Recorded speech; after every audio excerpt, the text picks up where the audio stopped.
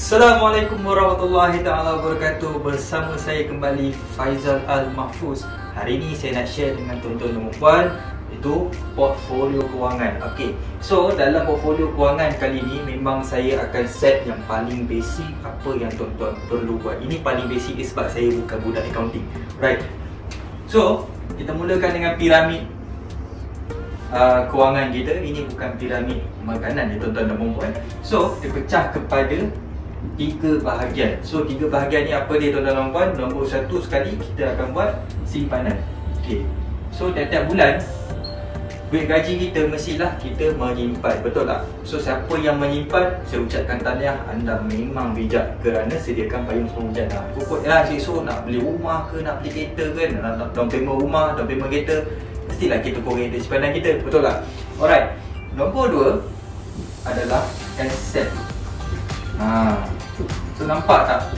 Lepas kita menyimpan, kita akan membeli aset. Okay, contohnya aset benda yang kita akan beli. Contohnya tuan-tuan nak beli rumah, tuan-tuan nak beli kereta, ataupun tuan-tuan nak gunakan saving tuan-tuan ni tukar untuk pergi ke pelaburan. Pelaburan apa tuan-tuan dan puan? Tak kisah, kita ada macam-macam skim pelaburan di luar sana yang halal, tak ada masalah. Macam contohnya ada tabung haji, kita ada ASB, fixed deposit. Tuan-tuan boleh je pilih mana-mana. Bagi saya, siapa yang buat pelaburan adalah seseorang yang sangat bijak kerana dia membiarkan duit simpanan dia untuk bekerja lebih keras untuk diri dia. Alright, last but not least, distribution. So bila kita dah tua, bila kita dah start berumur ni, kita akan start fikir macam mana esok kalau aku mati, aku nak agihkan harta aku kepada waris-waris aku. Katakanlah tuan-tuan dan puan ada isteri dan anak-anak, tuan-tuan ada kereta, tuan-tuan ada cash. Kalau aku mati esok, harta aku kena beku kat mana raya ni. So pihak-pihak waris ni lah akan uruskan faraid. So mengikut bahagian masing-masing lah. Tapi macam mana kita nak buat distribution dengan lebih baik adalah wasiat. Okay, last kali. Okay, sekejap Yang ni adalah plan.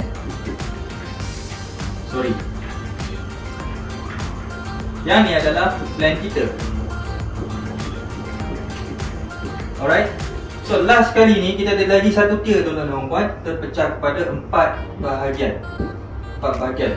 Benda 4 bahagian. Nombor 1 mati. Nombor 2 TPD. TPD ni apa dia tuan-tuan dan puan? Total Permanent Disability, hilang upaya kekal menyeluruh. Dan yang ketiga adalah CI, Critical Illness, dan keempat adalah Bill Hospital. Alright. Semua ni bukan perancangan kita. Siapa nak rancang esok nak sakit jantung, betul tak tuan-tuan dan puan? So ini adalah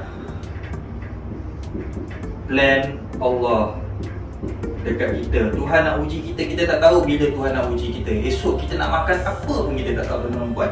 Tapi dekat 3 tier ni, kita tahu apa benda kita nak plan. Dapat gaji, dah tahu dah. Bulan ni aku nak menyimpan RM200. Bulan ni aku rasa aku nak invest lah dekat dalam ASB, nak masuk tambah lagi lah simpanan aku. Contohnya tuan-tuan dan puan. Tapi dekat plan Allah ni, macam mana persediaan kita? Okay, kalau kita mati pada hari ni, macam mana dengan plan distribution kita? Macam mana dengan anak isteri kita? Nak makan apa? So macam mana nak korek? Sebab harta kita lepas mati, dia akan beku kat dalam bank. Ataupun rumah tu akan beku, tak boleh nak tukar nama selagi proses faraid tak diselesaikan. Dan perlu dipersetujui semua ahli waris keluarga si mati. Baik, nombor 2 adalah TPD, Total Permanent Disability. Mana kata tuan-tuan tiba-tiba lah, katakanlah tuan-tuan jatuh motor, kena sakit stroke level 3. Na'udzubillah min zalik. Tuan-tuan dah kena stroke, tak mampu kerja, stres, automatik tuan-tuan tak dapat gaji. Sebab apa? Company mana akan simpan orang yang sakit macam tu? So automatik tuan-tuan dah tak ada gaji. Macam mana dengan lifestyle pada masa tu? Macam mana kita nak buat asset investment distribution ni semua? Tak boleh dah, sebab kita dah tak ada gaji, kita tak ada sumber income. Nombor 3 adalah CI, Critical Illness. Bila kita kena kerja manis lah apa semua, banyak nak pakai duit. Sebab apa? Rawatan CI ni, critical illness ni sangat tinggi. Nak pulang alik jumpa doktor, ambil darah, medical check up, ubat. Kalau kena hantar terbuk, kena kursi roda lah apa semua. So macam mana kan kalau kita ditakdirkan kena critical illness? Dan last but not least tuan-tuan dan puan adalah Bill Hospital. Bill Hospital dikatakanlah esok ditakdirkan, na'udzubillah min zalik. Tuan-tuan yang menonton ni, saya doakan tak kenalah semua ni. Saya doakan ya tuan-tuan dan puan. Kena sakit jantung.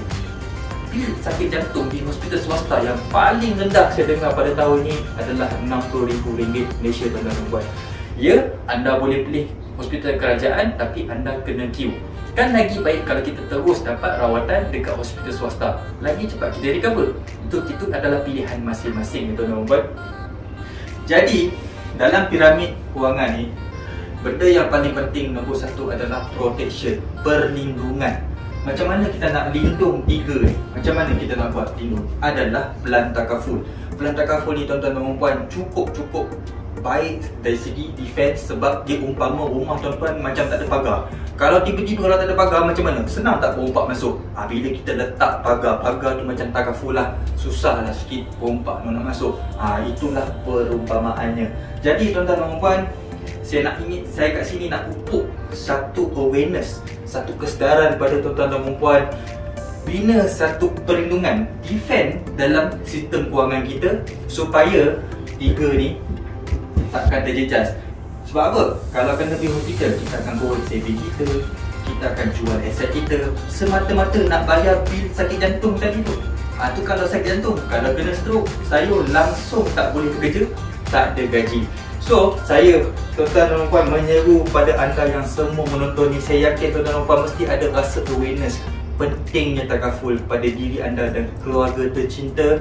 Jika anda ingin tahu lebih tentang produk takaful, plan takaful yang saya ada di bawah AIA Public Takaful, tuan-tuan boleh WhatsApp saya ataupun terus ke link yang saya sediakan di bawah ataupun di atas. Boleh dapatkan info-info lebih lagi di page saya. Alright, terima kasih kerana menonton. Saya doakan tuan-tuan panjang umur dan dimurahkan rezeki. Saya Faizal Al-Mahfuz. Assalamualaikum.